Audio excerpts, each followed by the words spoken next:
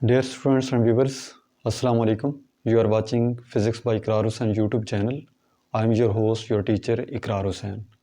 Today we discuss about Millikan's method to find the charge on electron.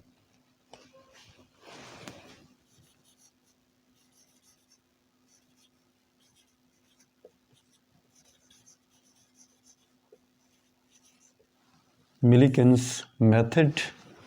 In 1909, Millikan find the charge on electron by an experiment. और इस experiment का जो principal है वो हमारे पास ये है कि electrical force becomes equal to gravitational force. ये हमारे पास इसका प्रिंसिपल है। अब हमारे पास इसके लिए जो कंस्ट्रक्शन अरेंजमेंट है इस एक्सपेरिमेंट की, नंबर 1 है हमारे पास observation chamber C. Second one is window 1 for the light source, and window second W2, और इसको हम यूज़ करते हैं for the potential.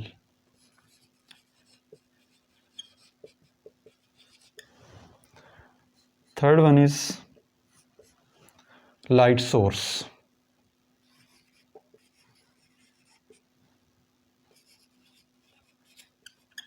Fourth one is light source. Fifth point हमारे पास है DC source, उसे पोटेंशियल प्रोवाइड करने के लिए। Two parallel plates,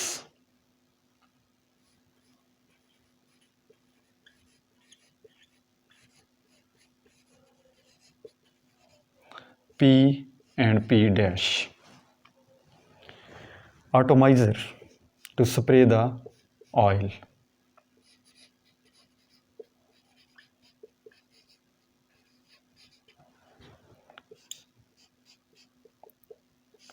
Microscope.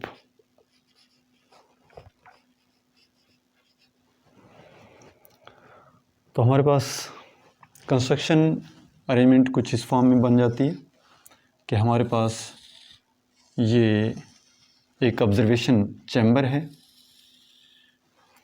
इसमें हमारे पास 2 विंडोज़ हैं, एक W1 जिसमें लाइट सोर्स और लेंस की मदद से लाइट को हम डालते हैं इन प्लेट्स के ऊपर,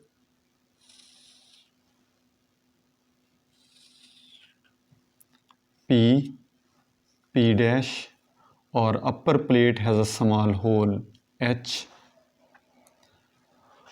और विंडो 2 हमारे पास है W2, इनको पोटेंशियल प्रोवाइड करने के लिए।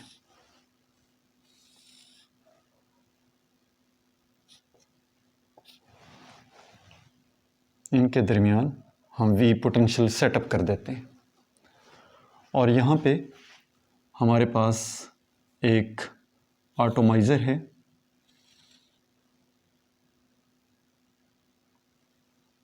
जिससे हम ऑयल को स्प्रे करते हैं।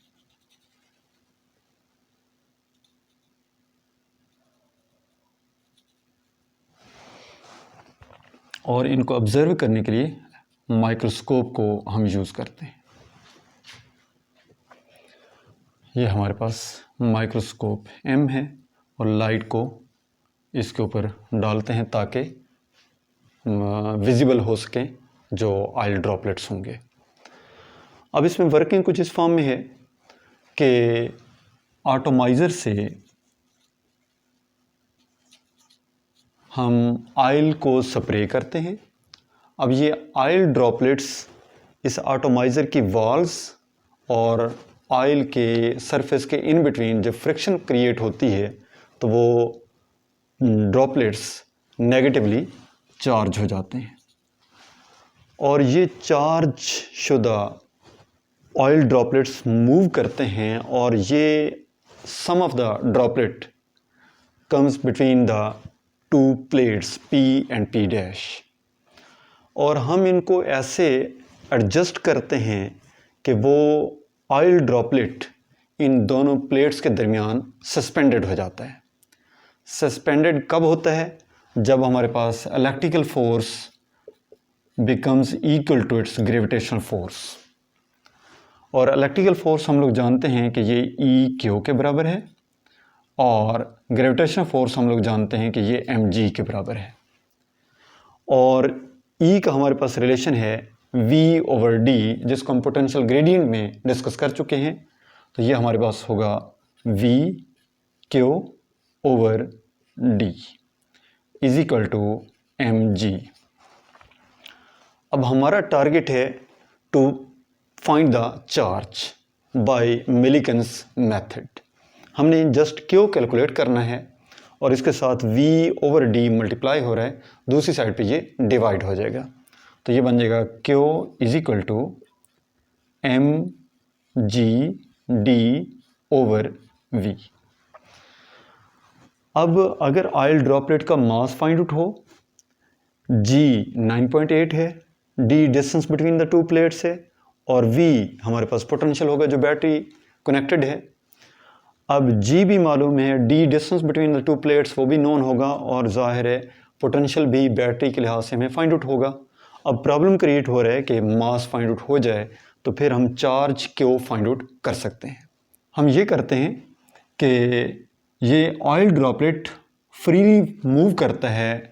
जब ये फ्रीली मूव करेगा तो ड्यू टू वेट मूव करेगा, उसके ऊपर एक अपवर्ड फोर्स होगी जिसको हम ड्रैग फोर्स का नाम देते हैं। तो अब सिचुएशन ये बनेगी कि weight becomes equal to drag force which is equal to 6 pi eta are we T. अब यहाँ पे मास कैलकुलेट करना है, जी इसके साथ मल्टीप्लाई हो रहा है, दूसरी साइड पे ये हमारे पास डिवाइड हो जाएगा और ये बन जाएगा M G M is equal to 6 pi eta और वी टी ओवर जी। ये हमारे पास इक्वेशन नंबर, इसे हम 2 का नाम दे देते हैं। अब हम लोग जानते हैं कि मास का relation mass per unit volume is equal to density.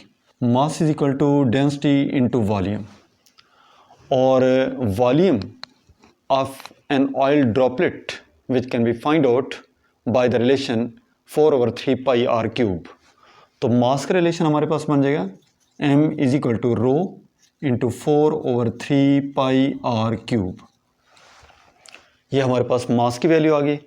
अब हम इक्वेशन नंबर 2 और ये हमारे पास है इक्वेशन नंबर 3, इनको आपस में कंपेयर करते हैं तो ये हमारे पास रिलेशन बन जाएगा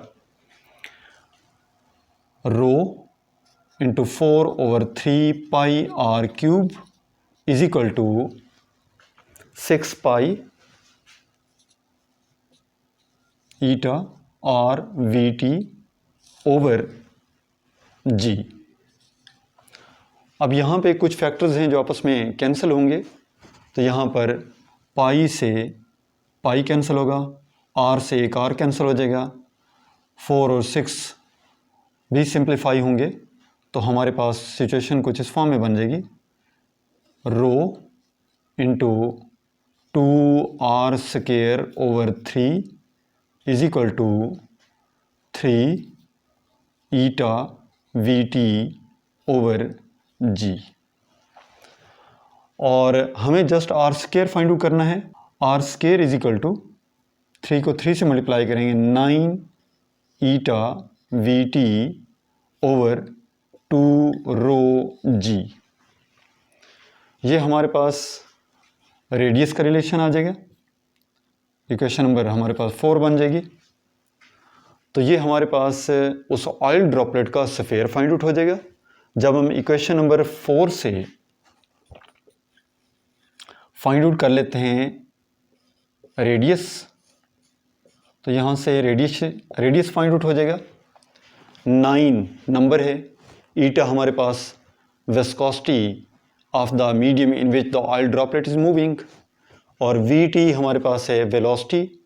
वेलोसिटी को भी हम फाइंड आउट कर सकते हैं कि V T is equal to, ज़ाहिर है इन दो प्लेट्स के दरमियान डिस्टेंस फाइंड आउट होगा और ये बन जाएगा distance between the two plates P and P dash.